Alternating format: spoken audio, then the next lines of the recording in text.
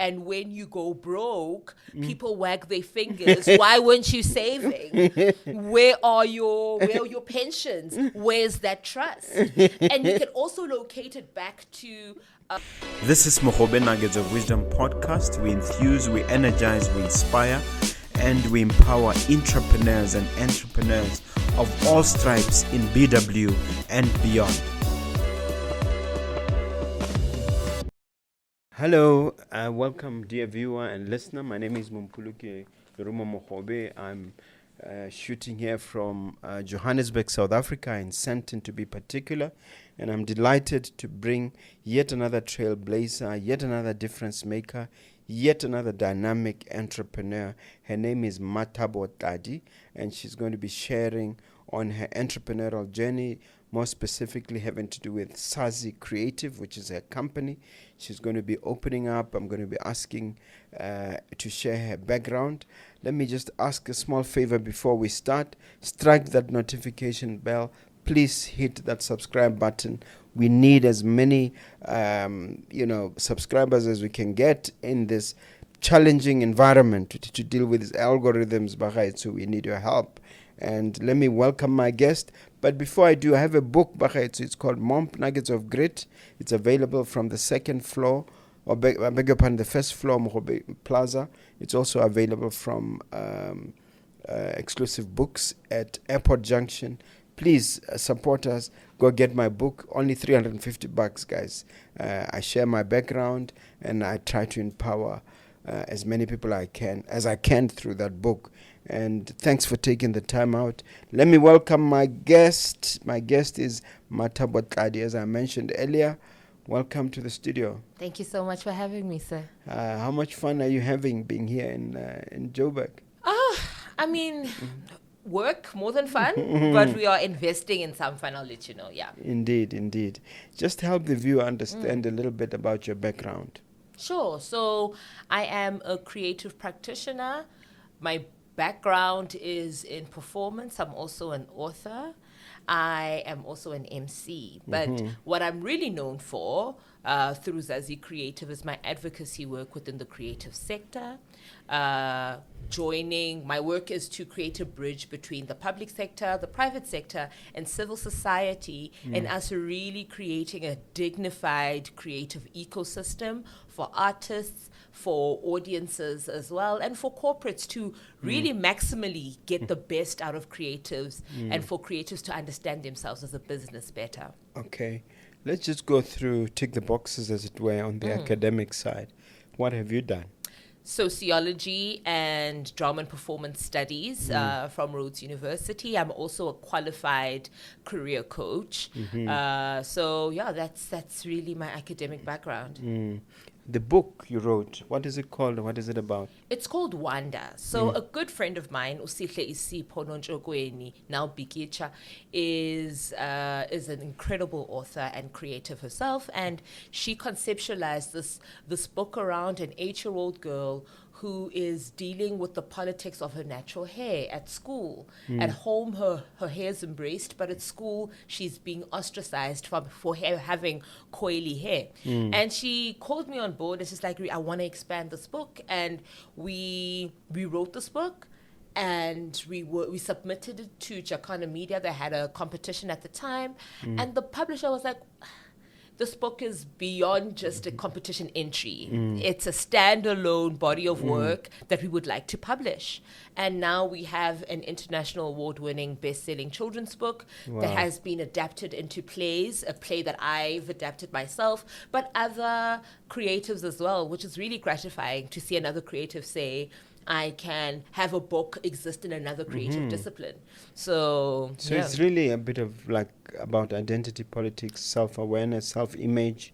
And it speaks to the African child. It speaks to the African child, and it also speaks to the value of intergenerational communication and knowledge. Because we see in the book that Owanda gets her confidence around her hair from her mother and grandmother. So the confidence that we hold and the identities that we hold culturally, that knowledge we also need to revere, and we need to revere the people who give us this knowledge as well. Our parents, our grandparents, our aunts, our uncles, our brothers, our sisters. So it's also a celebration of that legacy. What's the title of the book and where can we find it? It's called Wanda. Wanda, very distinct cover, pink with huge afro hair on the cover, and you can get it where books are sold. So exclusive books, you can get it on Wonder World actually online, where the books are, where the whole Wonder series is actually stocked. Wow.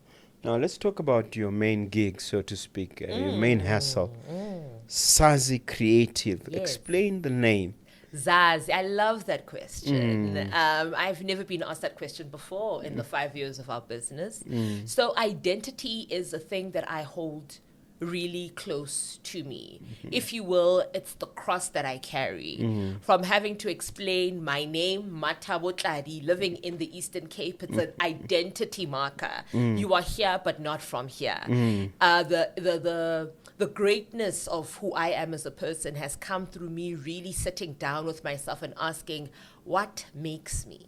You know, and sort of challenge the norms around me, challenge the recommendations that people have of who I should be. So ukuzazi in Xhosa, ukuzazi means to know thyself. So I want that kind of spirit, that energy, and that ethic to resonate to my demographic. We need creatives to know themselves. So you claim to be a visual artist. Okay. What is the message of the work that you do? What is the pulse point of your greatness? What differentiates you from another visual artist? So identity is a big thing for me as a person, but also it is a thinking that I would like to cultivate in my demographic and the artists that I work with. Yes. It is ultimately a consultancy, is it not? It is. What do you consult on? So it's varying at varying degrees. So firstly, programmatically speaking, I am currently the program lead at the Nelson Mandela Foundation for their Making Reading Fun initiative, where we use literacy to enhance civic education in children, or civic knowledge in children. You don't become a citizen when you start voting. You become a citizen from the time you're born, picking up papers in your community. How do you participate in the nation building activity as a child? So through literature, we do that. So I'm a program consultant there, and I'm a program lead there. I also was the face of the National Arts Festival last year, where Standard Bank asked me to have conversations with stakeholders. So I did the research work. I did also just like the conversational design, if you will, for the National Arts Festival in Standard Bank. And also I do a lot of MC work and moderating, facilitating conversation. I'm a panelist. I sit on panels that really ask meaningful questions around the creative sector, entrepreneurship, and leadership. Those are the spaces that I exist in. So who typically is your clientele?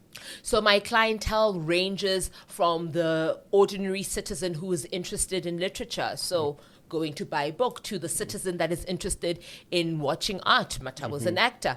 The citizen that is also interested in how creativity can bolster their businesses. So I work on a lot of CSI portfolios for corporates and how their CSI objectives can benefit the creative sector. So it's varying clientele. Wow.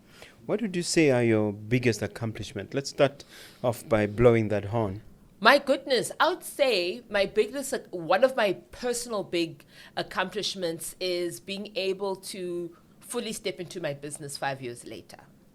To stop, because the last podcast I did, the topic was side hustling. Now my business is no longer a side hustle. It's home. It's where everything begins. So that's my business, but that's my first personal biggest accomplishment, being able to say everything else that I do needs to echo back to home, to this business. Second, it would be, you know, award-winning. Wanda is an award-winning children's book. New York, best-selling children's book of the year. I forget the titling, and also being the most sold children's book for Jacana Media. Jacana Media is the oldest publisher in this country. Yeah. So to know that our book has done that is incredible. Working with stakeholders such as Standard Bank, I do not take that lightly. Those are those accomplishments, I guess. Growing up, when was the aha moment when you realized that you're a creative, you're a consultant? Can you take us to that moment? I call it the burning bush experience. Yes. Leaning towards the theological praxis of Moses meeting the burning bush. Yes. And that's when he knew his calling. Yeah. I call it the burning bush experience. I was 8 years old watching a soapie in South Africa called Generations. And on it there was an actor practitioner called Pamela Nomvete, who played the role of Untiki Lukele. And She was a no-nonsense woman. I used to watch that. Oh, my word. I remember my experience of watching her, not feeling like an audience watching a character, but it almost felt like I was so curious about the psychosocial mechanisms of Pamela as an actor, but also of this character. I would study, if you will, like just sitting and watching and wanting to get into the mind of this character and the mind of this actor. That's when I realized, oh my goodness, I kind of want to do this. I was definitely one of those children. Well, I've never heard another person say this, but instead of doing homework, I would I recall taking my phonics book, which is part of the English curriculum, and I would write at the back of the book lines from The Days of Our Lives, which is another soapie, and I would rehearse those lines over and over by myself as a child. Those were the moments that really activated the spirit man, if you will, and directed me to the fact that, you know what, I meant to do this. And in grade 11, I made that call. I'm like, I'm going to be an actor. A teacher came up to me and they were very clear in saying, you are called for this. And I didn't know what she meant at the time. I was really scared of her, so I'm really surprised that she would even come speak to me. And she was like, her name is Mrs. Ndlambeu. But at the time she wasn't married. She's Miss Mini, but we still call her Miss Mini. Miss Mini came up to me and she's like, Mathabo, you called for this. I'm just like, okay. And yeah, I haven't turned back since. Oh, wow, that's interesting. And were there any challenges trying to actualize it? A lot. And the challenges really came from a rose-tinted, uninformed reality of what it means to be a creative in this country. I thought just being at Rhodes University, getting my degree is the thing that I'm working towards. Not understanding the fact that as a creative, you are entrepreneurial by inception because you are your business. So I am gaining all this academic knowledge, which is great and fantastic. I'm getting all of these technical skills, but I am not necessarily empowered to apply them within the working force, nor am I empowered with tools that help me activate as an entrepreneur, right? To activate as a creative is a different experience to activating as an entrepreneur, making creatives very unique business people in that there's a duality to the demand of the sector. You need to be good at the thing. I can't just advocate for the creative sector, but I'm a mediocre creative. Yes. But at the same time, my brilliance will not see fruits if I'm not able to hone in on the business of what it is I'm meant to do. So that was and still is, I guess. Yeah. First, it was a challenge. I guess now it's a thrill. Trying to build these bones that hold the meat of my creativity and replicating that then through mentorship, through education, and seeing other creatives also, learning from this blueprint. I'm just wondering whether any of these challenges were related to those of your character in the book, having to do with the curly hair, the identity, and all those things. Sure. Being in an environment that encourages you to be a creative, but then when you go to the world, it's almost as if you are sanctioned for being a creative. I always find that at times people treat us as though we've committed economic suicide, and we need to be sanctioned for committing economic suicide by being creative. Yes. We are expected to still have the kind of financial sensibilities of individuals who were trained to understand finances, who are in systems that facilitate for their financial growth and protections, right? Like in this country, we don't have legal protections if you are a freelance practitioner. And when you go broke, people wag their fingers. Why weren't you saving? Where are your pensions? Where's that trust? And you can also locate it back to I'm going back to Rhodes University actually next week for their Careers Expo. And if I'm correct, I'm the first creative agency to have been called to be part of their expo. And what I find is that students within law, for instance, or economics, Investec is going to go and educate them and almost pitch. This is why you should bank with us. This is why you should invest in us. As a creative on campus, I never had any kind of corporate appealing for me to partner. And the rationale behind that, the implicit learning behind that is informed by the idea that creatives don't make money.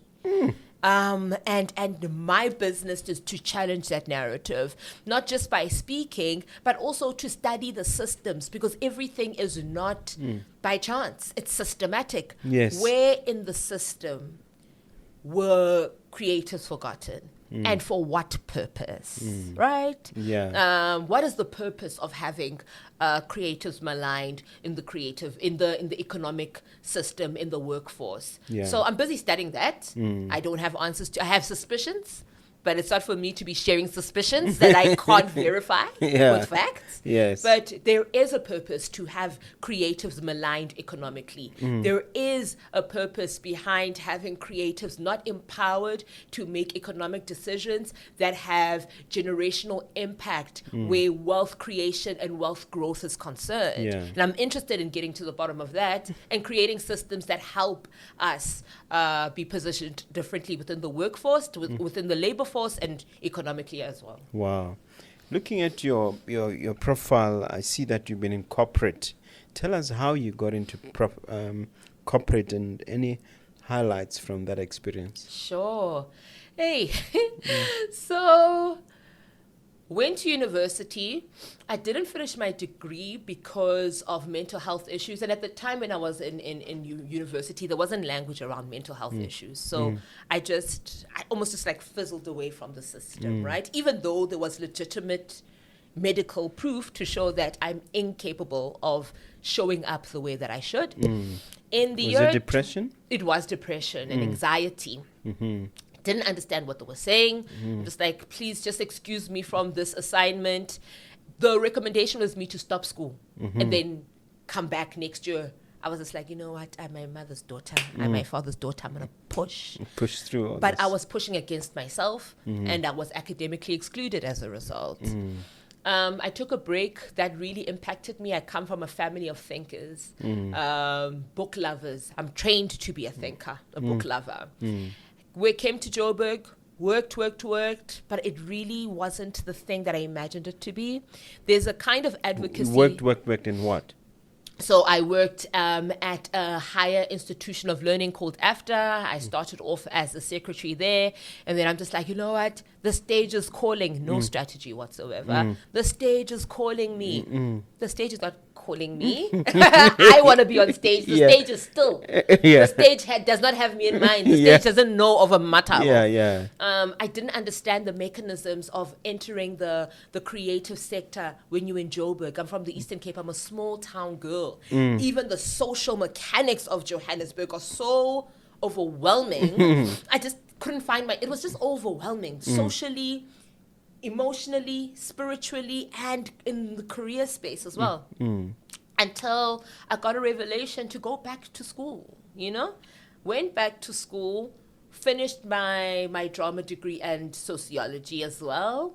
And through my sociology qualification, I got into the Alan and Jill Gray Philanthropy South Africa in their education entity called the Jakes Gerwel Fellowship. Jakes? Gerwel Fellowship. Yes. Named after the educationalist Jakes Gerwel, Dr. Jakes Gerwel.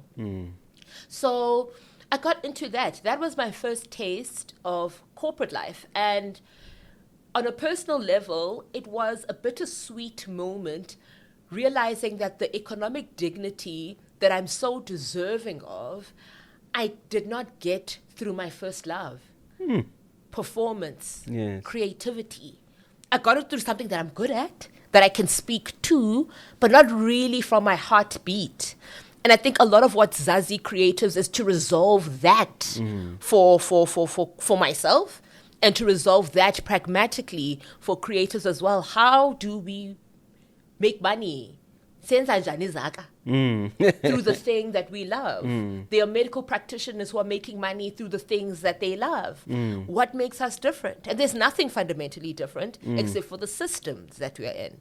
So learning systems, understanding systems, and possibly affecting policy work is a thing that I'm really shaping myself for. So eventually, what was your position in that in the corporate space? I was a program officer at Jakes Gerwel Fellowship, and because I'm a hybrid talent, I got interested in project management within the entity. And after that, I also got interested in the communications element of it. So my skills in communications, meeting my project management skills, meeting the program officer work that requires of me to design programs for candidate fellows, to coach and mentor 25 learners who are working towards getting their education qualification and become teachers. That has been such a gratifying experience to use the things that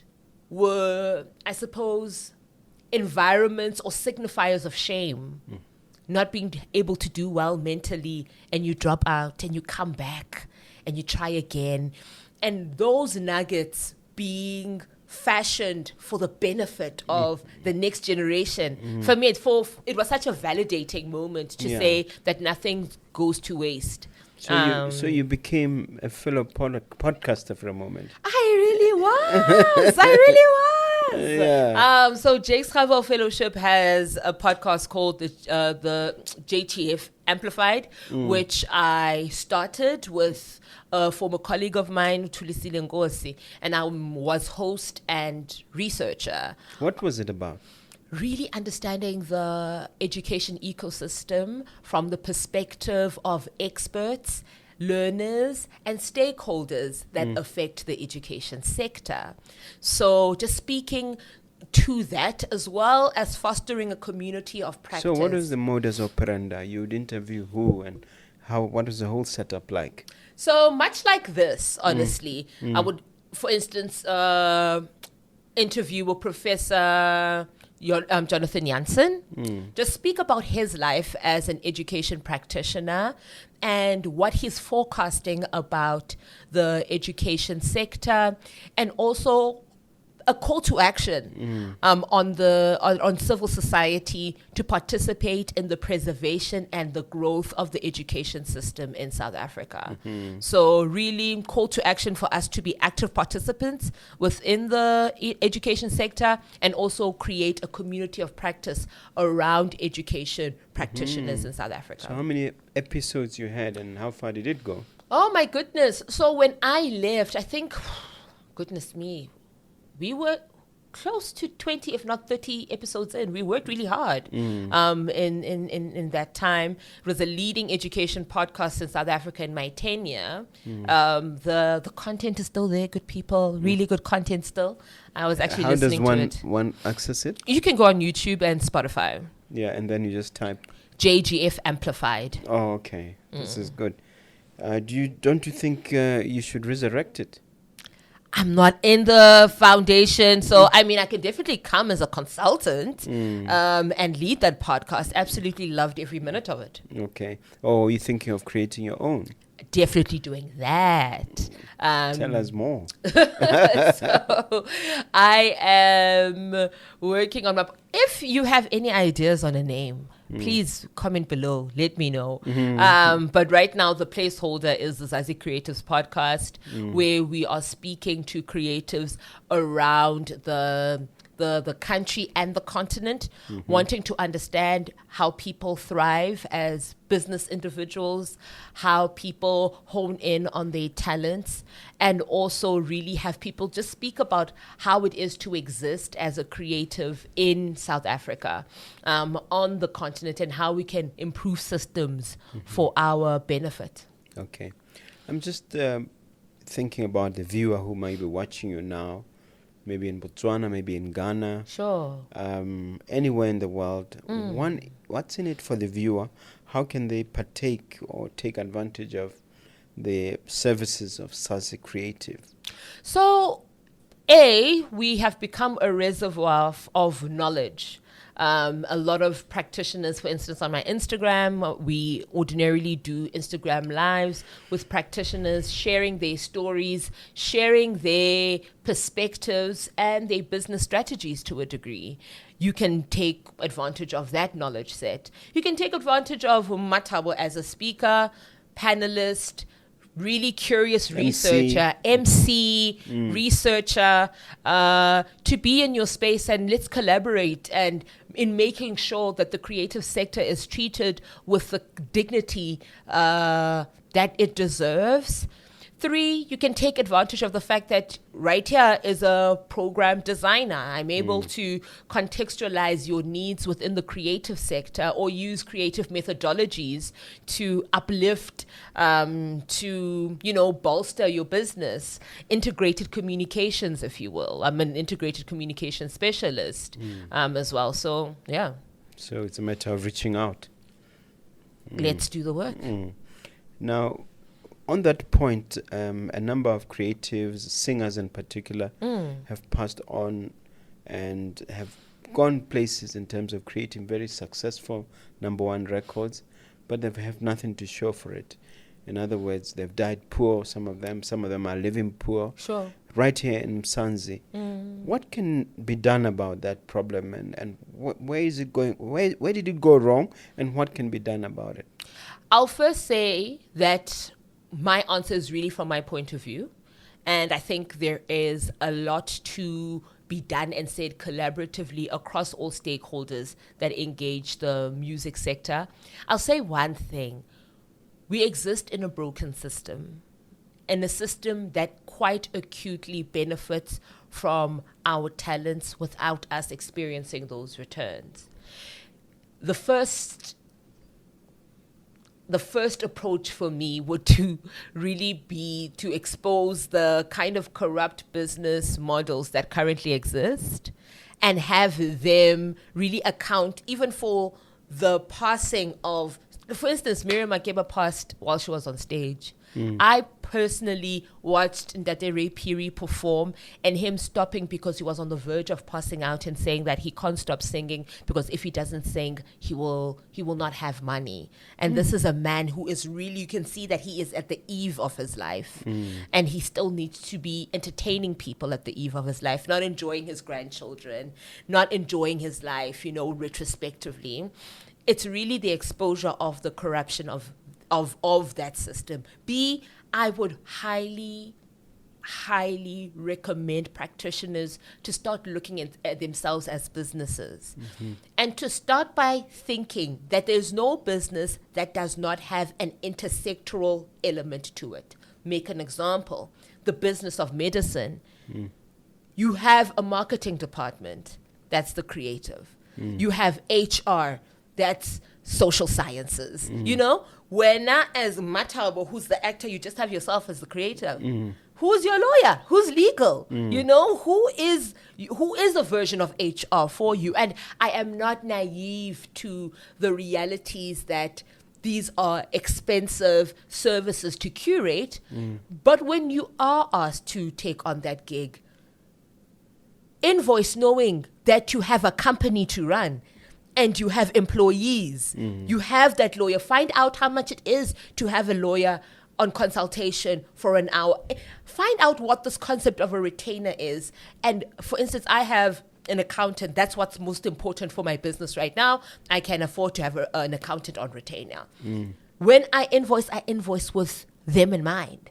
But right now, because we are so, the legacy of poverty even shapes how we interact with money, we are just happy to just invoice for our bread and our butter. We need to look beyond that now. Yeah. We need to see how we are invoicing for the functioning of our businesses. So what is being done in terms of conscientizing creatives and raising awareness in that regard? I think a lot of people are doing a good job in sort of speaking out about the ills. With Zazi Creatives, we are interested in speaking about the ills with the interest of taking that knowledge and building systems or mechanisms or strategies that help us get out of this hamster wheel of poverty, this hamster wheel of exploitation, this hamster wheel of ignorance, right? So I think a lot of people are speaking out, but it almost feels that we are just speaking into air because no one is necessarily taking this and alchemizing all of these complaints into a data set that we can actually use as a strategy to say, okay, this is where we are now, where photography is concerned, where podcasting is concerned, where the gig economy is concerned, where actors are concerned. How do we use this data set to create systems that really empower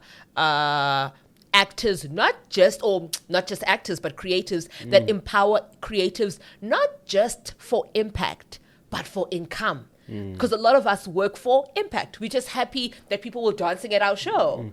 Where's the income? You know? So working for impact as well as income. So will this require training? Will this require associations in which training is offered? Because we're not taught about money at school, and I suspect that our creatives are also not taught coming up about money.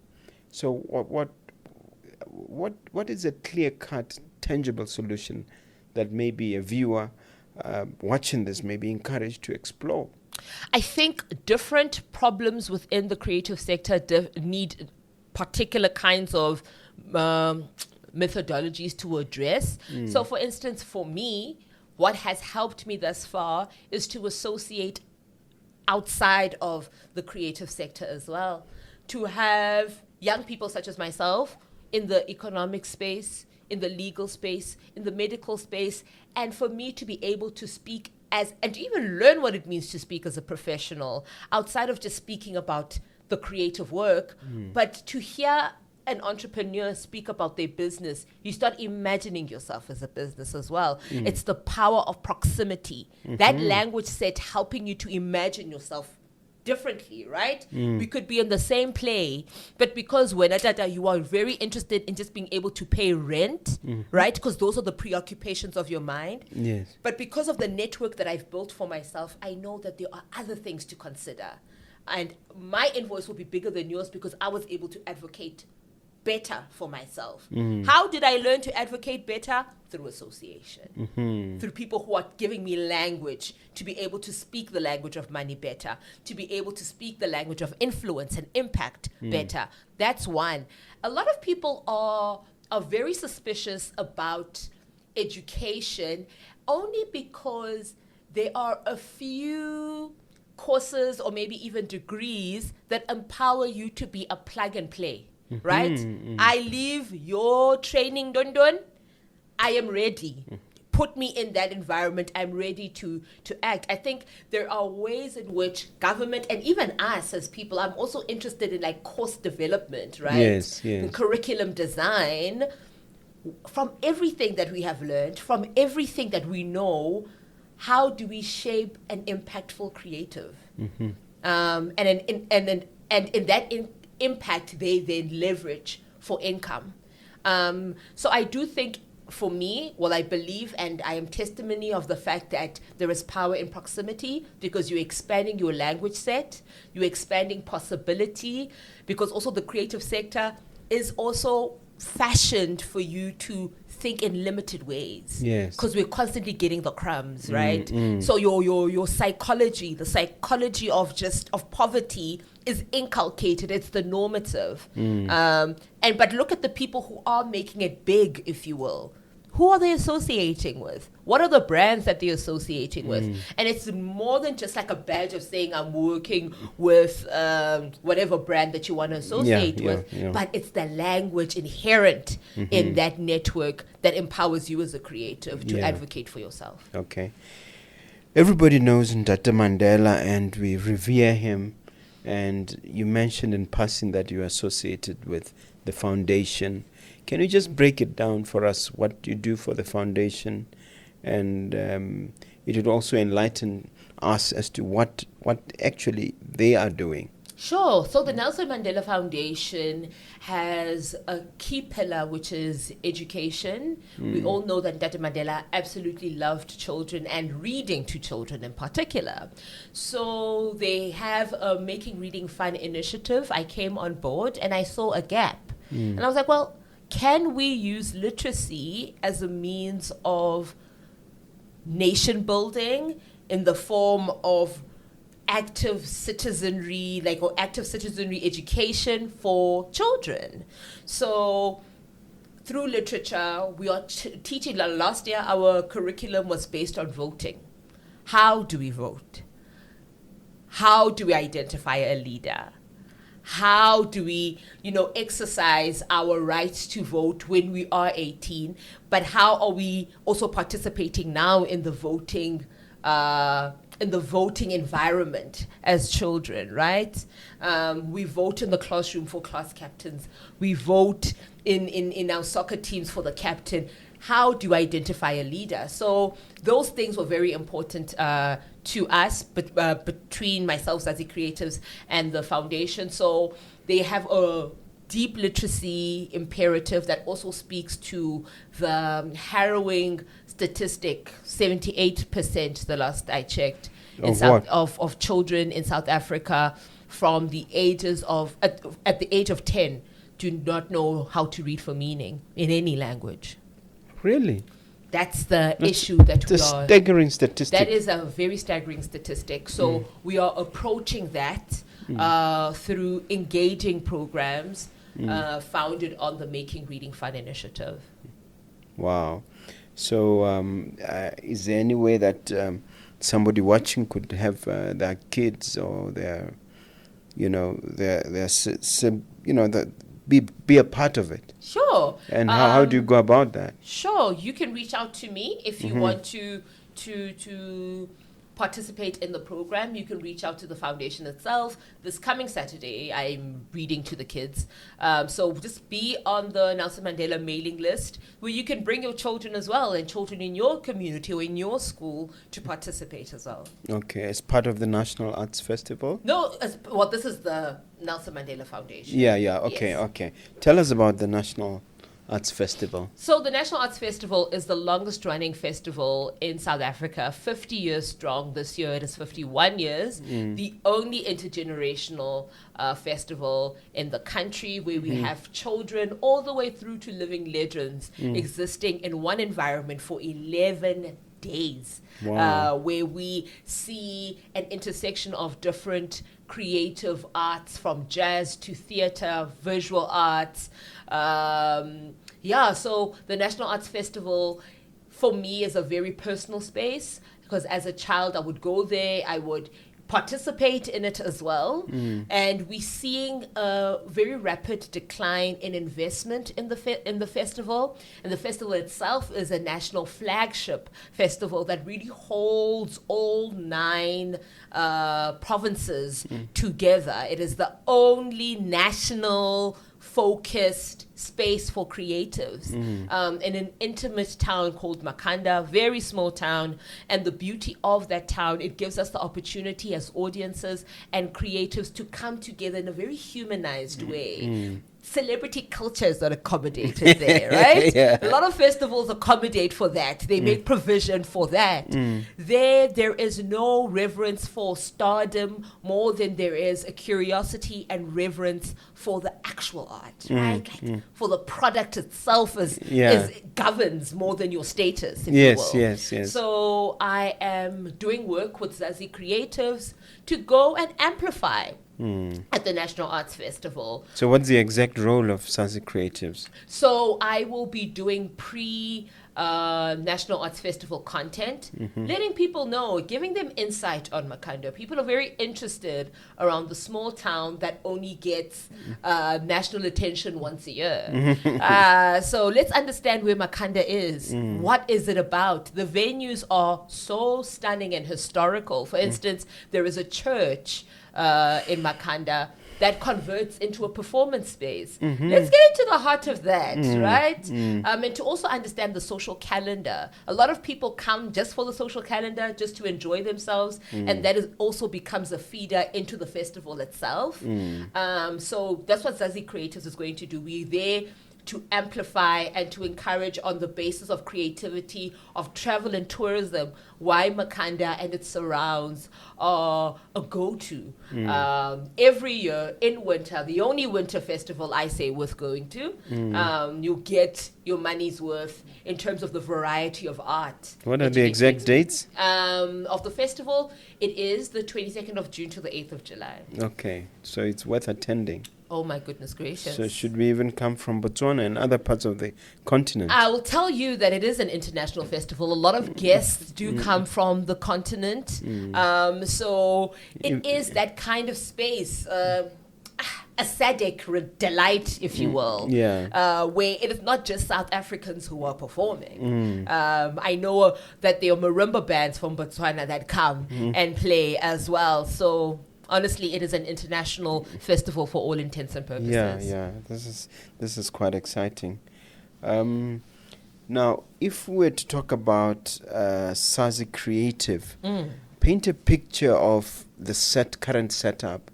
Where is it physically, and what can we expect? How many people are employed? Sure. Can you just give us a corporate picture of the entity? So the corporate landscape of Zazi Creatives as it stands, we are a remote company. The business is the woman that you are seeing right now, Mathabo. I hold majority of the skill sets. We have a very small creative department that deals with the public-facing brand identity of Zazi Creatives. It's finding engaging ways of engaging our market, following markets. We're not necessarily trend-focused.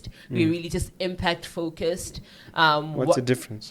Trends focused. If people are jumping on a trampoline to market their business, I will do that too. Impact focus is to look at our current demographic and their habits and their patterns and speaking to what they are doing. So I'm interested in speaking to my people and to empower my people with knowledge, because I found that with my community, there are people who are interested. Firstly, they have buying power, but they are interested in the creative sector beyond just the output, but the value chain of the creative sector. So they are a delight. And I would really love for you to be part of the community. It's at Zazi Creatives. So they are interested in the value chain and participating in it. So as it stands, it's myself, it's my small creative department. I have my accountant. We are expanding into having legal, but we need to have money that aligns to constantly have this person on retainer.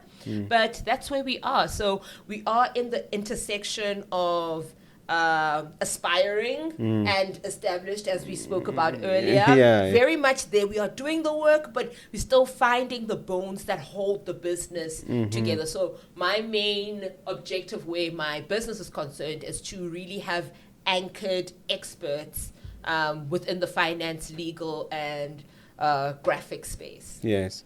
You cannot get to the levels that you are at without setbacks, without disasters, without sometimes even a cataclysmic event or two. You mentioned the issue of mental health. Yeah. And I'm just wondering whether you can share any challenges of that nature that you experienced and how you were able to overcome them? You know, my first challenge was, I don't know how to phrase this. In fact, I do, right? When your posture as a person is of service, it's easy to leave your business behind. And by leaving your business behind, it's easy not to to be conscious of the needs of your business. So your enterprise comes to me, you want to use my services, I am so keen on serving you, my invoice doesn't match the effort that I'm leaving, that I'm inputting. I am satisfied by your high fives and your smile. Thank you so much, Mathabo. And I go home, my business is broken because the money that I have is enough for me to eat and pay rent. That's not a business, right? So my biggest challenge was to literally renege a people-pleasing posture. I'm also a pastor's child. You are trained to people-please as a pastor's child. And to really own what it means. I was speaking to my coach, actually, my business coach, and that's another element of my business, coaching and mentorship. I have a coach. Okay. My business coach was saying that this year we need to focus on you putting yourself first. And that was such a challenging concept to think about, because putting yourself first is antagonistic to servant leadership, you know, which is a thing I hold dear to me. But how I think one can strike a healthy balance. And that is what we are learning. That has been a cataclysmic challenge financially, to lead with service without financial strategy. And that is, and as a result now we are repairing our finances for us to always start not from a negative and not even from just an okay, we want to start from a good space, right? Yeah, that's where we are. That's pretty good. So the mental health issue that you mentioned, are you willing to share how you were able to get through it for the benefit of someone who might be watching? Yeah, depression and anxiety for me manifest when I am so deeply engrossed in my problems that I can't see past them. And by engrossed, I don't necessarily mean self-indulgent, but you are just, in you trying to figure out the solutions, you are marinating in the problem more. And that then becomes the structure of your mind, and it becomes your lens and your gaze. One thing that did set me free, I've always been a woman of faith, but understanding that there are experts in the room who can solve your problems. Right? Yes. For me, having a business coach, I had a therapist. A therapist is there to help you give language to the problem that you are facing. A therapist is there to encourage you to find different mechanisms to deal with triggers. But the problem still remained, right? My business is not functioning. I'm not finding myself creatively, and I needed a business strategist to help me. I was actually thinking about it this morning, that thanks to the expertise that I have now employed for my business, this 50 kg problem became as lightweight as a rubber, as an eraser, because perspective is everything. I don't have the skill sets. Have people who have the skill sets speak to the problem. If it's a financial problem, have a financial advisor to speak to the problem. And I am quite aware creatives may not have money to employ these individuals, but if your vision is quite clear, I have people who have worked for me for scot-free, who still work for me for scot-free, because they understand the financial state that my business is in, and they want to get me out of it, A. B, the vision is so clear, it is ridiculous for them not to participate in it, because they understand the returns of being part of this story that has the potential to change how we even conceive of business in the creative sector. Wow. It has national impact, has continental impact, because we are interested in replicating systems that empower. Wow. So, all right. This is very good. It's very good the way you've answered that. I appreciate the answer. Thank you, sir. Who are your heroes? Who are your sheroes, and why? Oh my goodness. I mean, on a technical level, the people that I look to as an actor, I've mentioned Pamela Nomvete.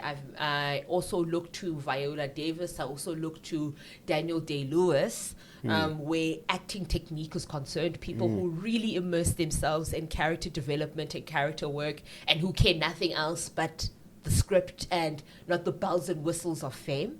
I'm really encouraged and empowered by them. I have since become encouraged by, so this thing of heroes and sheroes, a very tricky thing for me. But people who have really shaped my life, people that I really do look to, are people from my community. People who I've seen physically get out of stuff, get in and out of stuff. I told you that one of my mentors was a millionaire, went broke, and became a millionaire again. And there are people that you can see and you can interact with. So, yeah. You don't want to give them their flowers, do you? My mentor doesn't want to be mentioned anyway. Yeah, okay. He doesn't even want a picture with me. Yes. So I think just in respect of him, you know who you are.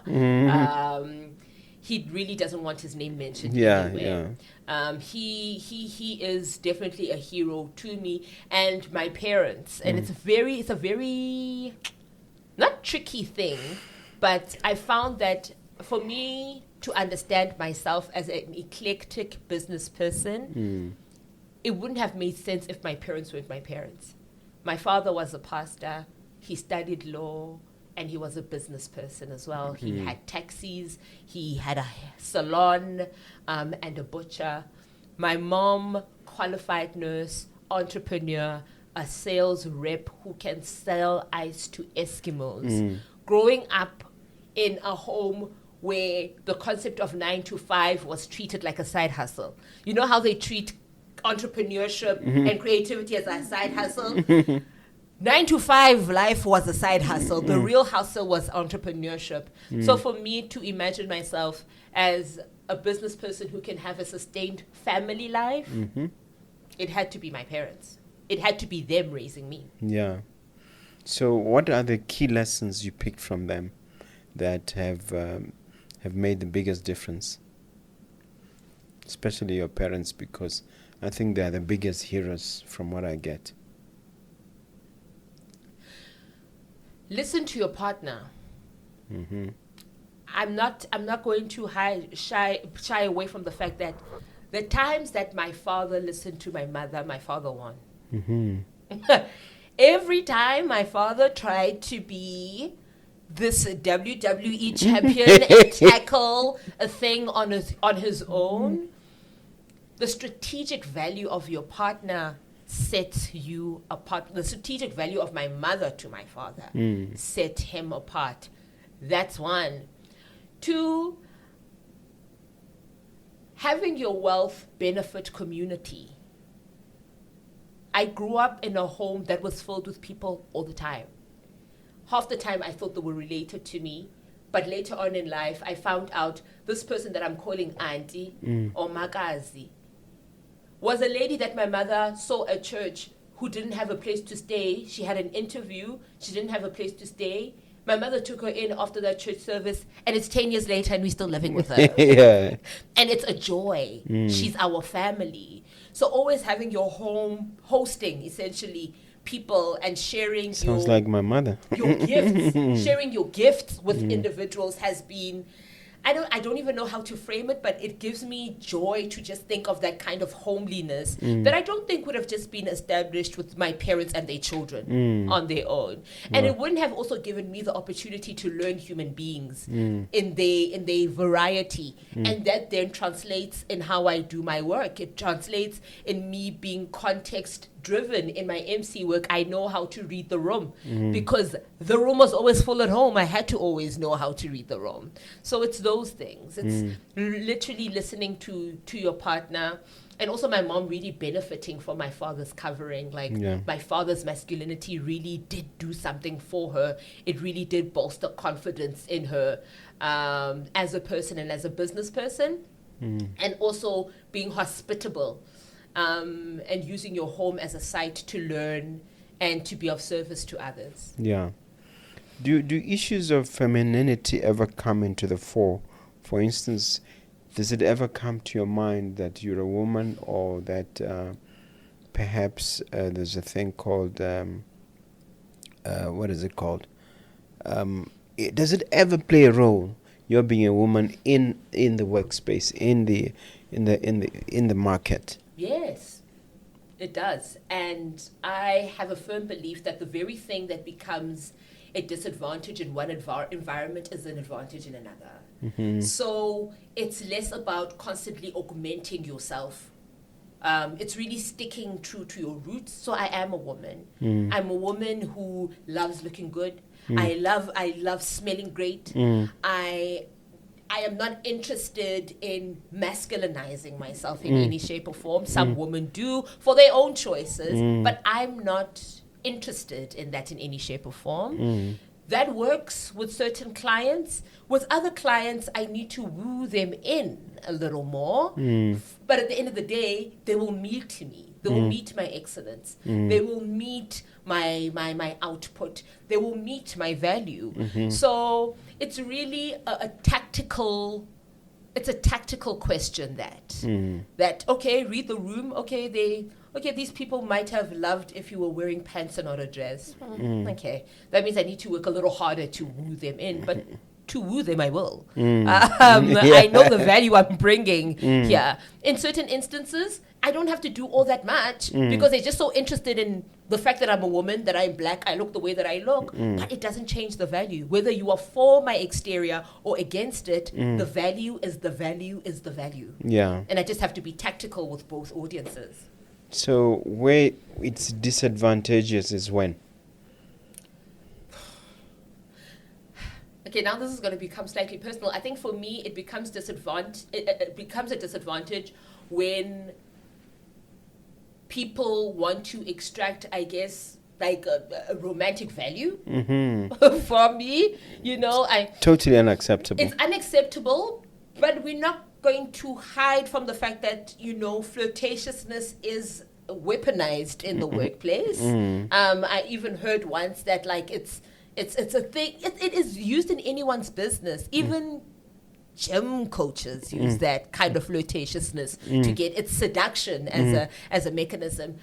I am not fluent as a language set. It's not even that I don't even want to. I am not fluent at all. At all in that, like, in that kind of, oh no, you are tiring me out. Like, it's only disadvantage when there's a kind of like seductive energy that I need to reciprocate. Oh, you're tiring me. I don't even know where to start. And I don't adopt to that. I don't adjust to that. No, you've answered well. Now, we go back to Sazi Creative and inquire whether there are any current projects beyond preparing for the Arts Festival. Any fascinating, exciting projects you are working on? I am working on my second book that I am writing in a solo capacity. And like I said, I'm using my business as a litmus test on how to make a business case for the creative sector. So this time, I'm venturing on publishing independently. So we had a fantastic success run publishing with a publisher. Now I'm looking at independent publishing. So your thoughts, your prayers, and your strategies are most welcome. And also, I'm moving towards writing more. So I don't know if I can share this now. Please, please. You But heard it here first. You heard it here first. Where script writing for stage and television are concerned. Those are things I'm interested in, and I'm proud to say that I was one of the key consultants of an award-winning script, which will be announced soon. Of a really crucial brand that was behind the script writing initiative, and it's going to be quite the celebration, and I'm really proud to have been a consultant on that. And yeah, everything else I will still keep to my chest. But of course, I have my podcast coming. But there are so many great things that 2025 has to offer. Wow. Well, may all those come true. May you you. exceed your wildest expectations. Thank you so much. Yeah, it's going to happen.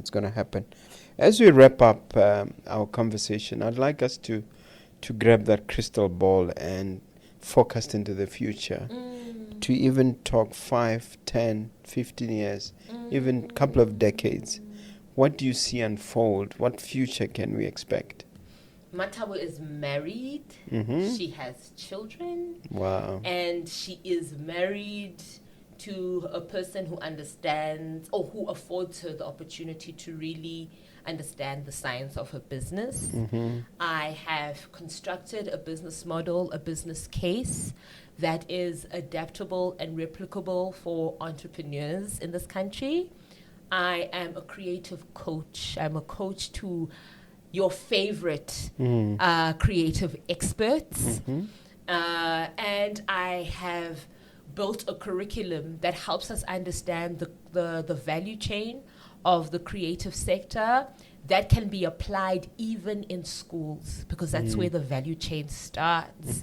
Had I understood myself as a business, let's say even at varsity, I would have interacted differently on campus. I would have been friends with, I would have associated rather with people from other departments who will affect my business. The law department, the economics department, the journalism department, making credible networks there and being of use to them as well, right? So having that kind of value chain being teachable in schools, for me, I don't know how it's going to happen, but Mathabo is a fantastic actor. She is a source of knowledge for most things within the creative sector and the business field. She's a mom, she's a wife, and she's your average church lady. What about bricks and mortar and bank balances and things like that? Hey. We were talking about hitting your first million. By then, it would have been a few, please. By 5-10 years, please. Yeah. At the very least, I would have had a few million, maybe lose, then gain. Because also for me, I'm not interested in having the first million. I'm interested in keeping the millions, right? Yeah. And from the patterns that I've seen from the business individuals that I've learned from, you will lose your million, your first one. And that would shape. Or you will grow it. You will grow it, right? Actually, let's speak life. I will grow my first million, right? So my interest is the retention of wealth, more than just knowing that I have a million and then what? How does this money grow? How does it become more things? And how do you? When I say brick and mortar, I'm trying to imagine whether you'll have studios, whether you'll have academies. What sort of reality are we imagining? We are looking at a production house for sure. Production house more so for the sake of creating. I love conversations. So talk shows that specialize within the creative sense, find niches within the creative sense. If we're speaking about business, have a business-focused creative show. Yeah. That's it. If we are talking about the technicalities of music and understanding the science, I was actually thinking about like the science of a smash hit, right? There's a consistency. Everything that we've seen as a number one hit, there is a continuum between all these things. There's a connecting. Because success leaves clues. Let's decode the success of the smash hit. And I want that. I want very niche talk shows, maybe not all hosted by me, but I really want my production space to be a reservoir of knowledge for creatives. Yeah. Interacting in South Africa in business and getting to where you are, what did you say is your biggest peeve and what can be done about it? My pet peeve is when celebrity gets into people's heads. And when it gets into your head, Give an example. It changes how you treat people. Give an example. So an example would be Mathabo is an award-winning actor. She has 5 million followers on socials combined. She can walk into any room. I don't have to wait in the line because everyone reveres my talent. Those aren't things that I can control, right? Like how people treat me, the kinds of exceptions that people have as a result of grading my skill as more important than the next person's. My pet peeve is when I start treating people as though me being around them is an honor. And are you finding that a lot? Not necessarily a lot, but when I do find it, it's a peeve, right? Like a pet peeve, you don't need to hear it all the time. Yeah. But when you hear it or see it or feel it, it's distinguished. Like it does something to my soul. It does something to my spirit. When celebrity culture advocates for you treating people in inhumane ways. And I think a lot of... So you become what, a prima donna? You become a prima donna. You feel like only a kind of person can speak to you. And when I tell you, my father studied law, my mom is a prolific speaker. She's amazing. Yeah. But when the people that my mom interacts with, there are some people who call her friend who are hawkers selling fruits on the streets. My mom is not a person my father would have homeless people come into the house and they would have conversation. And it would irk us because these people smell, right? We are kids. They smell. They're going to hurt us because we've also learned how to criminalize poverty. So for me, I could never understand a person who, by virtue of how their talent has been elevated, it justifies subhuman treatment of others. So that thing... Yeah, it makes you... Yeah. And I address it very quickly. All right. Now, how do you maneuver in the content creation space? By that I mean in the... in terms of dealing with these platforms, and what are best practices? Can you share on that? Sure. I think firstly, it's just to ascertain what you are creating for, right? For me, I know that I am knowledge sharing, right? Mine is more of an education space. And as a result, I will not put the same kind of pressure, for instance, as a beauty creator, having to constantly, having content out. Because I know that when my content is out, I can have one video carry so much weight for 3 weeks. I don't need to create new content for 3 weeks because I would need to be engaging, creating more videos based on the questions, more videos based on the curiosities in the comments. So it's just to understand yourself. What are you there to do that then affects the frequency of your posting and your engagement? I think best practice, I'm establishing best practice for myself, especially when audiences feel like they can speak to you anyhow and they're very dismissive of your personhood because, to be fair, you're just scrolling. People are just talking heads, right? I'm no different to a mop that has a mouth.